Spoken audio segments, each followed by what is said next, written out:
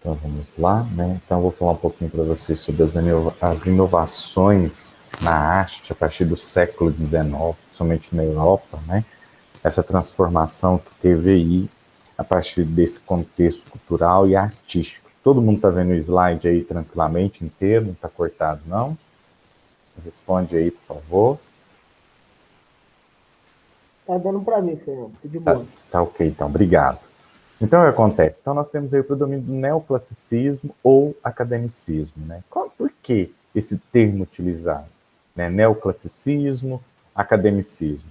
É porque nesse período aí, né, no século XIX, começam a surgir, então, as academias de belas artes, né, para que pudesse formar artistas a partir daí. E acaba que esse neoclássico, né, na verdade, significava o novo classicismo, né, essa retomada novamente da cultura clássica greco-romana, né, essas concepções clássicas que pudessem formar, e principalmente nas academias. E essas academias, na maioria dessas escolas de belas artes, elas eram mantidas pelo governo, né, pelo governo europeu, o governo também no Brasil. Nós vamos estudar aí semana que vem a missão artística francesa. Nós vamos perceber que o próprio governo sustentava essas escolas para que pudesse ter uma mudança aí na sociedade e esses artistas pudessem se expressar. E essas mudanças decorrentes aí, né, do século XIX, nessas inovações artísticas, também foi decorrência muito da questão da Revolução Industrial e da Revolução Francesa. E acaba que a arte começa a refletir essas mudanças também, né? E vários movimentos artísticos começam a surgir daí, né? Porque nós temos os neoclássicos, né, os artistas neoclássicos, né, que buscavam, então, essa liberdade de expressar seus sentimentos, a sua imaginação, né, que muitas vezes eram impedidos até mesmo pela regra das academias, né, imperiais, aí, as academias de belas artes desse período. Então, nós temos esses dois contextos aqui, né? E aí o que acontece? Nós começamos, então, com a antiguidade clássica, né? Antiguidade clássica, período grego, período romano, egípcio. Aí nós temos a Idade Média, onde coloca essa antiguidade clássica, né, a ver navios, né? Porque aí nós temos uma ideologia muito voltada para a questão religiosa. Depois disso, nós temos o Renascimento, que o Renascimento traz novamente ideologias do neoclássico a partir daí. Depois, o Renascimento Barroco. Do Barroco, então, nós temos o Romantismo, o Realismo, o Academicismo, o Neoclassicismo, que é o conjunto disso tudo, que novamente traz ideologias da antiguidade clássica. Então, nós temos essa questão circular, porque, na verdade, existe sim um vai e vem dessas ideologias greco-romanas, sempre vai existir durante toda a nossa existência, por questões, né, que eram dos períodos mais intrigantes aí da nossa ideologia artística, tá? E o que acontece? Como foi para vocês, né? O clássico, né? O novo, né? O novo classicismo, né? O movimento artístico que traz de novo a ideologia greco-romana, né? E isso traz então um novo classicismo, né? E já o academicismo, que também é o que se fala, né? São as regras, as técnicas que começaram a ser ensinadas nas escolas de belas artes, né, que isso traz também uma maneira de ensinar e de colocar esses artistas uma maneira de expressão, tá? E isso tem um equilíbrio, porque a arte neoclássica ela traz essa simplicidade e o equilíbrio também, uma busca de uma inspiração, tendo a antiguidade, a base greco-romana, né, como um termo de criação, né? E é o que acontece? E também uma reação ao barroco, né? Porque o barroco também pregava a questão da religiosidade, era uma nova roupagem da Idade Média, e eles não queriam novamente, né, algo que pudesse ser ligado à religiosidade, mas que pudesse ficar livre dessas regras que eram estabelecidas a partir daí. E o que estava acontecendo, né, nesse período histórico aí do neoclassicismo? Né? Primeiro, a questão intelectual estava muito forte. Novamente, voltava essa questão de pesquisas, de buscar novas ideologias, a questão da rebeldia por causa da questão das grandes revoluções, né, os sistemas autoritários começam a cair a partir daí, então, na verdade, ninguém mais queria ser vaquinha de presépio de governos, mas queria ter sua própria liberdade. E o campo artístico, ele acaba que também vai buscando e repudiando também qualquer regra que começa a ser imposta a partir daí, dando possibilidade desse artista viver uma criatividade, uma criação muito mais forte, muito mais além, tá? E aí nós temos a Revolução, como falei para vocês, a Revolução Francesa, a Revolução Industrial, né, refletiu muito na arte também, e no qual surgiu também outros movimentos artísticos muito fortes a partir daí, principalmente as vanguardas europeias. Né, com a industrialização, nós temos um movimento muito forte da tecnologia, né, as cidades também começam a ter trabalhadores, né, que trabalhavam em questões desumanas, precárias, não tinha aposentadoria, não tinha carteira assinada, se adoecesse, ia morrer de fome, e essa história que vocês também já estudaram aí, né, e você pega, por exemplo, no Brasil você chegava a trabalhar, ó, até que horas? Quantas horas? Você vai trabalhar aqui 12 horas por dia, não existia essa regra de trabalho de 8 horas por dia, né? Então, tudo isso era muito desumano. Né? Então, eles queriam também colocar isso muito em evidência nessa pintura realista também. Né? Então, né, eles querem também, né, uma mudança social, e essa burguesia também nesse período, aqueles que tinham seus pequenos comércios, começam a ter uma ascensão muito grande, porque eles começam a ampliar também as suas... ao seu mercado consumidor, vamos assim dizer, e tudo isso começa a expressar um interesse a partir daí, né, desse contexto, né? Essa revolução, o Império Napoleônico também, que começa também a ter aí dentro da Revolução Francesa. E o que acontece? Então, existe também a questão do belo, né? Porque a obra de arte ela tinha que ser bela, tinha que imitar as formas, né, dos artistas clássicos gregos, dos renascentistas italianos, mas nem todos também caíram por esse lado, porque também existia a questão daqueles que queriam se livrar dessas técnicas, trabalhando sim a beleza, mas mostrando a questão da realidade, fugindo um pouco da mitologia, mas trazendo novas roupagens também, mas também utilizando técnicas que eram utilizadas clássicas, as técnicas clássicas, né? E isso era muito possível também aprender dentro das escolas de belas artes, nas academias de belas artes também desse período. E o que caracterizou esses elementos da pintura neoclássica? A pintura neoclássica, ela... Espera só um minutinho. A pintura neoclássica, ela tinha um contexto da seguinte forma: ele exaltava, né, os elementos mitológicos e também a celebração de Napoleão. Por isso, por exemplo, nós temos Jacques-Louis David, por exemplo, que ele faz uma pintura de Napoleão, que ele coloca Napoleão como se fosse um cara enorme, grande, incrível, né, todo alto, maravilhoso, e que isso aí a gente sabe que completamente foge aí do que era, porque Napoleão não era isso. Então, aquelas pinturas equestres, né, do cavalo, para tentar simbolizar também os grandes heróis. Né? Então, nesse contexto, nós temos aí esses artistas que fazem completamente, né, a diferença para criar esses novos heróis aí, fugir completamente daquelas monarquias engessadas, para trazer os grandes heróis, mas que vocês sabem também pela história que muitos se decepcionaram muito com Napoleão, né? Por causa de várias questões também. Tá? Então, eles queriam aí, né, essa questão da arte, né, incrivelmente heróica. Né? O que tinha de características principais? Eram os contornos claros, né, bem delineados, as cores puras, realistas, uma iluminação mais limpa, né, e também, né, questões, né, pinturas que simulavam também máscaras das tragédias gregas, das tragédias, né, romanas, da ideologia das máscaras, e enfatizando os seus heróis, enfatizando os seus deuses, também aconteciam nessas características aí dessas pinturas. Né? E o que nós temos? Né? Nessas características, né, os artistas também tiveram reações também contra o neoclassicismo. Né? E outra coisa também interessante é que eles faziam uma pintura teatral, assim como nós já vimos no Barroco também.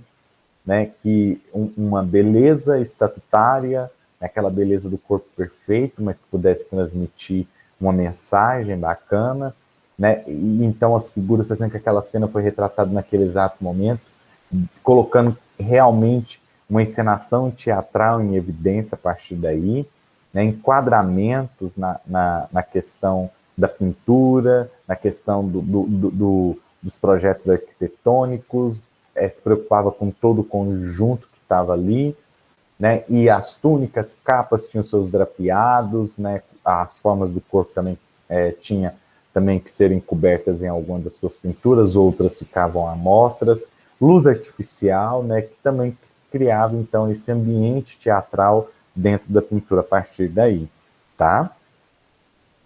E o que acontece? Nós temos então, né, vários artistas a partir daí, porque a pintura ela começa a se inovar também. Então, teve artistas que reagiram um pouco ao neoclassicismo, porque ele trazia, então, uma valorização mais da cor, uma valorização da cor, e um contraste em evidência entre o claro e o escuro.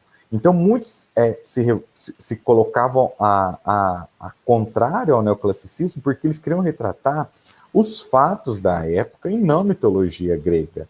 Né? Então, a partir desse momento, dentro do neoclassicismo, nós temos a ideologia greco-romana, nós temos interesse também pela questão dos fatos que estavam acontecendo na época, as grandes revoluções, e também, né, a questão da natureza, eles também começam a retratar a questão da natureza também a partir daí, tá?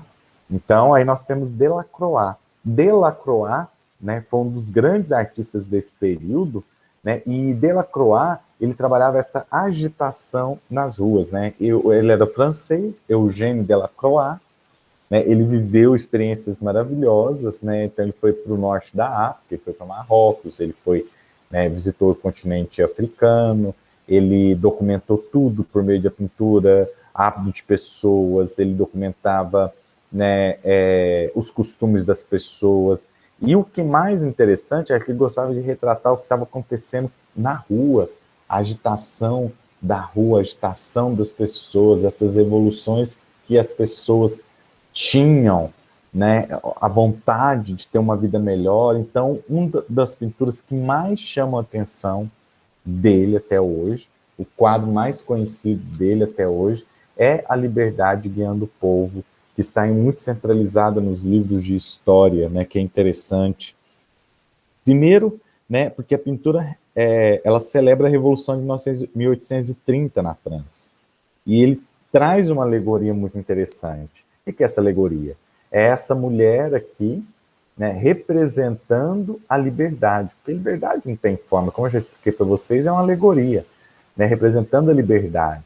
Ela, em cima dos corpos, né, uma outra mulher vestida aqui, né, de forma masculina, mas era uma mulher, em cima de corpos destroçados, representando a questão da revolução, né? Então, era um movimento, né, revolucionário, né, que estava retratado nessa pintura, que acabou sendo um marco, que era a luta desse povo contra a liberdade, né, a luta do povo contra o rei, esse ideal de liberdade, então, representado pela mulher, e é tão interessante que quando os Estados Unidos se tornam independentes, né, você tem a sua própria independência, os franceses, né, a França dá de presente para os americanos a estátua da liberdade, a simbologia da mulher.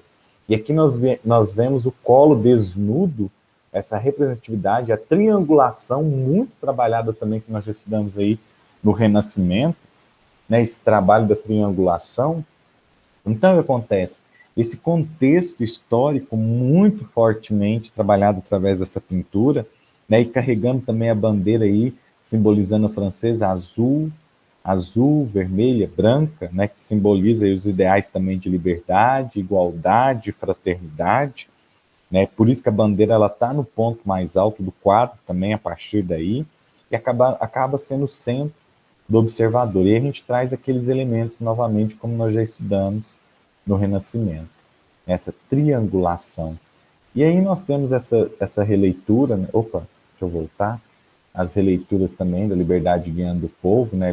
Antes era a bandeira, depois, né, os hippies, depois as velas, os celulares, essa mudança aí dentro dessa liberdade. Então, a gente tem essa simbologia aí da liberdade, então, a partir de Delacroix, nessa sua pintura que foi revolucionária e que tem uma carga dramática muito forte e que traz para nós aí, né, o símbolo da liberdade a partir daí, buscando essa liberdade, né, a igualdade, a fraternidade e a liberdade aí, tá? Aqui são outras pinturas que ele trabalhava mesmo, esses que são registros de viagens que ele fazia e que ele registrava essa questão da liberdade, essa questão do povo, essa agitação. Então ele sempre colocava nas suas pinturas. Aí nós temos Goya, né? O Goya usava temas diversos, então ele retratou, por exemplo, era Francisco José Goya e Lucientes, né? Ele retratava a corte espanhola, a questão do povo, ele também retratou os horrores da guerra, né? A questão dos personagens fantásticos, cenas históricas, né? E também uma das pinturas que retrata aí, né, também uma grande revolução desse período, é essa luta, né, também pela liberdade, também de seu país, né, que, na verdade, um dos quadros mais famosos é os fuzilamentos de 3 de maio de 1808, né, e então, esses temas históricos também se tornam muito importantes na pintura de Goya, e aqui nós temos o fuzilamento de 3 de maio de 1808, né, que Goya enriqueceu essa cena, porque essa cena representa também, né, o fuzilamento dos soldados, né, soldados franceses matando os cidadãos espanhóis por causa da resistência, porque Napoleão invade o país, que ele quer conquistar tudo, né, então eles acabam resistindo, e aí a gente observa o jogo de luz e sombra, a questão dali do desespero desses espanhóis, e a questão dos soldados, né, franceses com o rosto, né, escondido aí, que realmente a gente não percebe. Mas o que acontece? A individualidade da pintura também, né, e a representatividade da violência, né, porque era a truculência, a violência que existia e que eles queriam retratar, né, que essa era a luta da liberdade contra a tirania.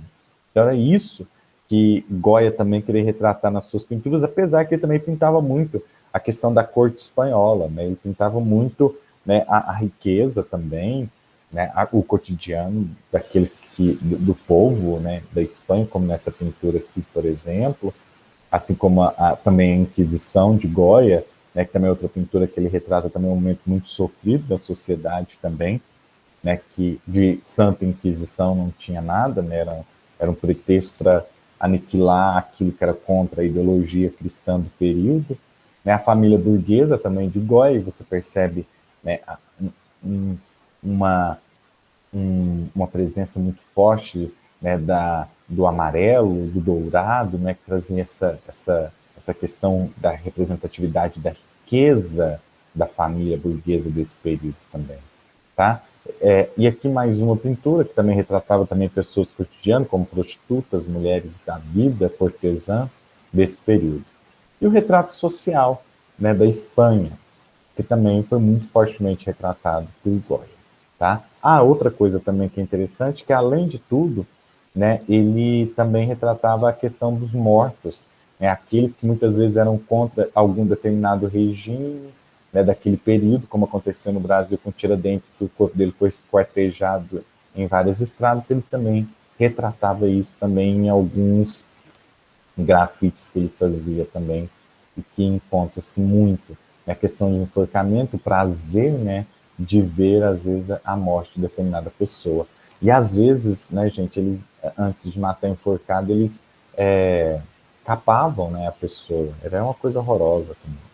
Tá? Isso é uma escultura, uma das esculturas de Goya também, o Escravo, né, que foi uma das poucas esculturas que nós temos aí do Goya, que ele também foi escultor, mas utilizou mais da pintura de desenho do que da escultura para expor a sua arte, né, a questão da sua realidade daquele período. E aí nós temos, então, entre 1850 e 1900, a realidade da arte aí, né, desenvolve principalmente na pintura francesa, né, por causa da crescente industrialização. Os artistas então queriam, né, que colocar um mundo mais expressivo, né, o mundo que vive, retratando mais, né, a realidade, deixando de lado aí a questão da mitologia, da Bíblia, da questão histórica, né, da literatura, da questão da imaginação, mas voltar realmente para uma pintura realista. E aí nós temos dois grandes artistas, que é Courbet e Manet, que retratam realmente essa realidade. Né? Primeiro nós temos Courbet, né, que trabalha já tem os trabalhadores como lema, como tema, né, e ele é considerado aí o pai, né, do realismo social, que ele retratou mesmo os temas da vida cotidiana a partir daí, né, principalmente das classes trabalhadoras, as classes mais populares desse período. Né? Então, ele queria retratar as pessoas mais pobres da sociedade, registrar aquilo e muitas vezes denunciar, né? Porque, na verdade, existia um sofrimento por trás de tudo que estava acontecendo. Então, sua pintura acaba se tornando algo muito fotográfico também, a partir dela. Né? Então, a pintura, e nós temos uma das grandes pinturas dele, que é As Moças Peneirando Trigo, né? E aí nós temos esse realismo, né? Porque personagens desse quadro, né, dessa pintura são retratados de maneira praticamente quase fotográfica, né? E ela reflete para nós o trabalho, o desgaste dessas pessoas que estão ali, né? Que através da juventude poderiam estar vivendo outras situações, mas na juventude eram considerados, as crianças naquele período eram considerados adultos em miniatura, então necessitavam, tinham que trabalhar, né? Então trabalhavam nessas situações, não tinha questão de estudar, não tinha questão de relacionar com outras pessoas, não tinha aquelas possibilidades. E aqui nesse resumo que está aqui do lado até narra, né, que são as irmãs, né, as duas irmãs dele, Zoe e Julieta, e o menino que é um filho ilegítimo que ele pegou para criar. Alguns falam que era filho que ele teve com a prostituta, e para não ser abandonado ele pegou essa criança, né, um filho bastardo, vamos assim dizer. Tá? Mas na verdade retrata essa realidade e o sofrimento social que as pessoas viviam também nesse período, tá? E aqui os quebradores de pedra, né, que também é outro retrato, trabalho pesado, de sol, as roupas, vocês podem perceber, são roupas velhas, rasgadas, que eles colocavam para ir na cidade, sair da fazenda, no cotidiano deles, então retratava, né, essa questão da pobreza também. E nós temos Manet já é mais polêmico um pouquinho, né, que trabalha uma realidade diferente, né, Edouard Manet, né, que já era de uma família muito rica, né, parisiense, né, a sua pintura não tinha nenhuma intenção social, né, ele era muito mais aristocrático do que social, vamos assim dizer, né, e sempre, durante toda a sua carreira, existiam críticos que caíam em cima porque ele era polêmico, né, e principalmente em várias pinturas existia uma certa polêmica, né, principalmente na pintura Almoço na Relva, que foi um escândalo, porque eram dois homens bem vestidos, com uma mulher nua, uma outra, né, vestida, a outra pintura era o balcão, que dá indícios já do impressionismo, né, da questão da luminosidade, então ele acaba sendo considerado também precursor do impressionismo. E aqui no Almoço da Relva, que é essa pintura aqui que eu vou mostrar para vocês, aqui nós temos, ele pintou, então ele estava, né, nessa pintura, que é um fato, né, o realismo dessa pintura que parece uma fotografia, né, e são personagens, porque esses dois aqui são personagens, são pessoas que eram conhecidas pela sociedade, né, nesse momento, porque na verdade um deles era o irmão, né, do irmão e o amigo dele. Né? Então aí temos a figura feminina lá no fundo, a mulher saindo lá do fundo, né, tipo uma camisola.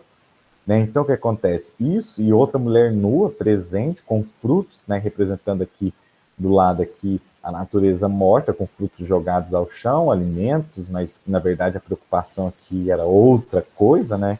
Então essa composição da cena se torna inovadora, mas também se torna polêmica, porque acaba que narra uma questão cotidiana que não era muito aceito pela sociedade, porque aqui, na verdade, nós sabemos que eram as cortesãs da época, as demoiselles, né, as prostitutas, tá? E aqui nós temos uma releitura diferente, né, que faz uma crítica também social à questão social de hoje, né, a questão do lixo, a questão do mercado de consumo, a questão da sexualização da mulher, né, e a questão do peso do trabalho hoje em dia. Então, tudo isso acaba tendo um contexto muito forte, social, através dessa pintura. Aqui uma releitura de Maurício de Souza, né, da Turma da Mônica, com o Cebolinha, o Cascão, a Gali e a própria Mônica.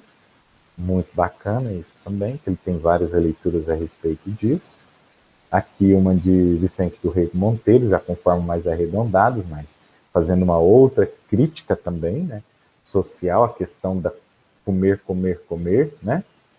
E aqui a pintura dele, o balcão, que já dá indício do impressionismo, é interessante porque o balcão é uma crítica que ele faz, porque na verdade a falta de liberdade às vezes das mulheres nesse período. Então aqui a gente vê uma figura masculina ao fundo, como se fosse um servo, aqui como se fosse o homem que vigiava essas mulheres que tinham que observar a rua a partir desse contexto da varanda aí, tá?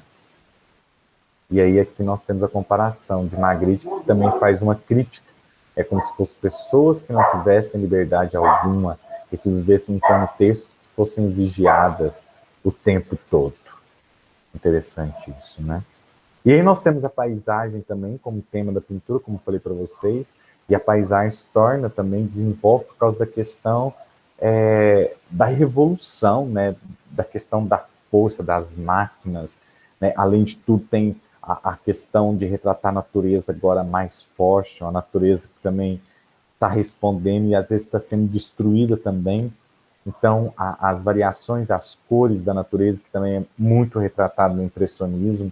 É por isso que o impressionismo também é considerado ali o período onde os pintores eram considerados os dominadores da luz, né? E isso já começa a trazer aí, a partir desse momento, já uma nova identidade da pintura. Um dos primeiros é Turner, né, que trabalha essa agitação da paisagem natural, ele trabalha os fenômenos da natureza, né, chuvas, tempestades, ventos, né, e outro aspecto que chama atenção é a presença da máquina no meio da natureza, principalmente, né, das locomotivas, dos trens, que também é muito visto na sua pintura, que traz aí também, porque o transporte, a partir desse momento também, ele começa a ganhar força.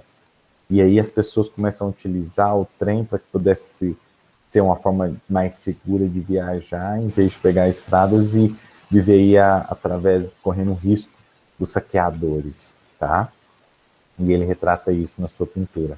Então, vapor numa tempestade, esse vapor aí que ele retrata, né, a força da natureza, né, porque os motores nesse período tinham, né, o motor a vapor, então isso que se refere ao título da obra. Então ele traz essa percepção de um barco aqui, não sei se dá para vocês identificarem, né, ele traz a percepção de um barco, e o mastro aqui, né, numa bandeira, numa agitação muito grande, né, movimento das ondas do mar de forma exagerada, né, as nuvens, a água, tudo se mistura, né, como se fosse algo furioso e que pudesse, né, danificar ou destruir essa embarcação, tá?